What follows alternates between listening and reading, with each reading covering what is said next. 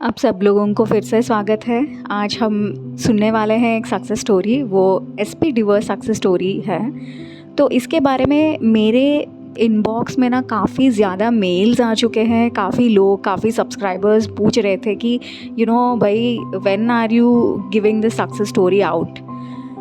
मेरे काफ़ी कमिटमेंट्स थे, इन सब चीज़ों के वजह से मैं बहुत लेट लेके आई आपके सामने ये वाला वीडियो। बट चलिए चलते हैं और सुनते हैं कि क्या बात है, क्या सक्सेस स्टोरी है। तो ये मेरी क्लाइंट है, एक लड़की। उसने मेरे एक सेल्फ कॉन्सेप्ट पैकेज ली थी और उस पैकेज के ज़रिए मैंने उसको काफ़ी सारा सेल्फ कॉन्सेप्ट अफर्मेशंस दी थी और उसके लाइफ ना बिल्कुल ठीक ठाक चल रहा था। और वो एक government institution, central government organisation में भी उसका सिलेक्शन हो गया। तो इसके बाद शुरू होता है ये वाला सक्सेस स्टोरी। तो वहाँ पे वो चलती हैं सेंट्रल गवर्नमेंट ऑर्गेनाइजेशन में, रिपोर्ट करने के लिए जाती है। और जहाँ पे रिपोर्ट करना है इस लड़की को, उस वक्त वहाँ पे जो भी बॉस वहाँ पे बैठा हुआ था, she falls for him completely. And वो सोचने लगती है कि if it all manifestation is something which is like we can get whatever we want, why can't I get my boss. Then she gets to know that her boss is married. तो उसको heart break होता है, और किसी को भी होता है टू बी ऑनेस्ट। तो then she comes to me और वो मुझसे पूछती है कि ये सही है या गलत है।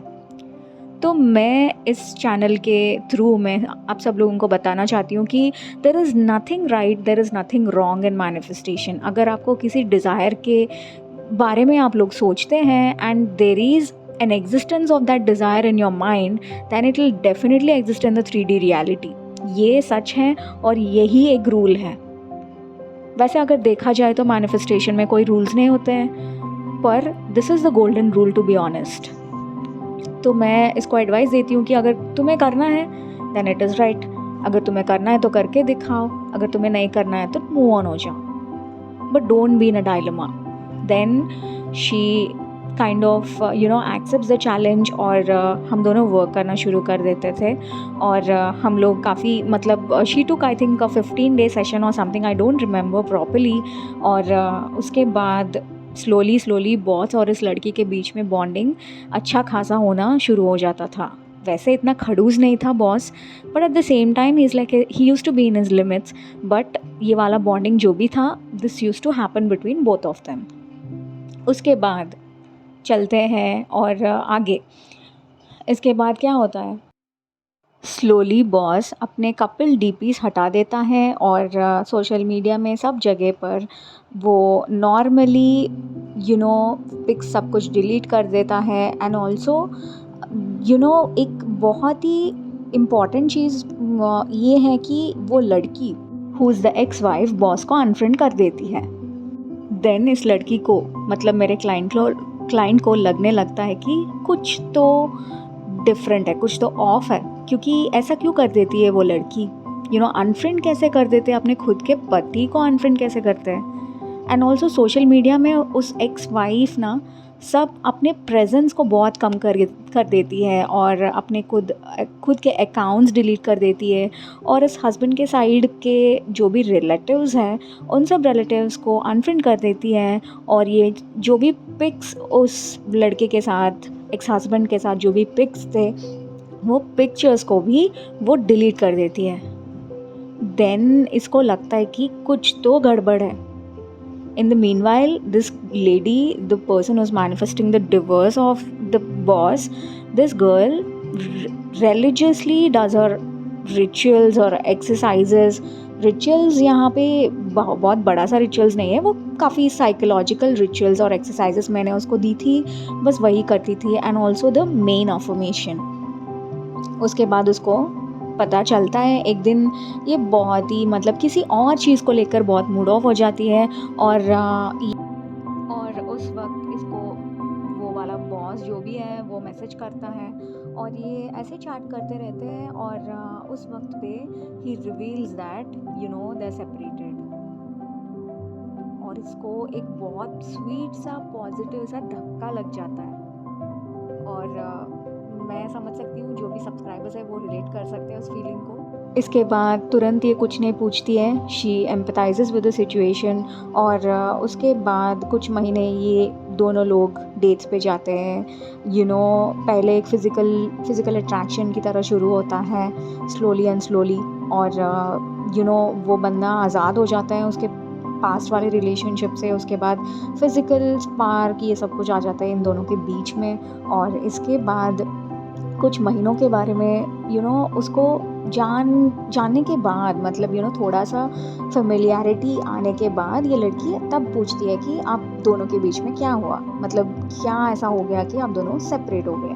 देन ही सेज दैट वो लड़की बहुत ही बदतमीज़ी करती थी। इतना आपस में दोनों को कोई फाइट्स या वगैरह कुछ नहीं थे, but she had a problem with his parents. और ये बहुत ही this is a very surprising thing for her, क्योंकि ये वाला बंदा जो भी था, he is also working in a central government organisation. आप लोगों को शायद पता नहीं है कि सेंट्रल ऑर्गेनाइजेशंस में जो भी लोग काम करते हैं, उन सब लोगों के सैलरीज़ या फिर पे स्केल्स या फिर वैकेशंस, अलाउंसेस, सब चीज़ें बहुत ही अच्छा खासा मिलते हैं। और ये लड़की हमेशा मुझसे बोलती थी कि ये सब चीज़ें बहुत अच्छे से होते हैं उन लोगों का।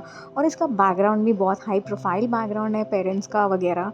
तो शी विल नेवर लीव करके ही बोलती थी, जिसके लिए मैं बोलती थी कि यू शुडंट जज समथिंग लाइक दैट, क्योंकि लोग अच्छा खासा लोगों को छोड़ के चले जाते हैं। लोग बीच बीच में रिश्तों को ख़त्म कर देते हैं, रिलेशनशिप्स को बिना मतलब के ख़त्म करके चले जाते हैं, despite the persons having everything. तो समझो, जो भी सब क्लाइंट्स को भी मैं यही बोलना चाहती हूँ कि ऐसे सोचते हैं कई लोग कि मेरा एसपी वो है, मेरा एसपी ए है, तो ये सब मैटर नहीं करेगा।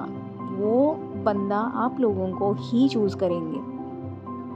और वेल्थ के वजह से या फिर हैंडसमनेस के वजह से या फिर जॉब के वजह से या फिर कुछ और चीज़ों के वजह से you will never get rejected. ये बहुत ही इम्पॉर्टेंट चीज़ है। आप सब लोग, मैं थोड़ा सा ज्ञान दे रही हूँ अपने सब्सक्राइबर्स के लिए कि ये सब ध्यान में रखिएगा बिफोर थिंकिंग समथिंग, क्योंकि आप जो भी थॉट्स थिंक करते हैं वो सब चीज़ें भी अफर्मेशंस है। ये चीज़ आप याद रखिएगा। तो ये सक्सेस स्टोरी यहीं पे ख़त्म करते हैं। Finally everything is sorted, now they are dating, now they are almost ready to get engaged. और फिर से आऊँगी दूसरे सक्सेस स्टोरी से। और I think in the meanwhile you all of you like enjoy the success story. और if at all you want professional help, you can always contact me for getting a similar success story. तो आज के लिए इतना ही काफ़ी है। तो yeah, take care all the subscribers. Thank you so much.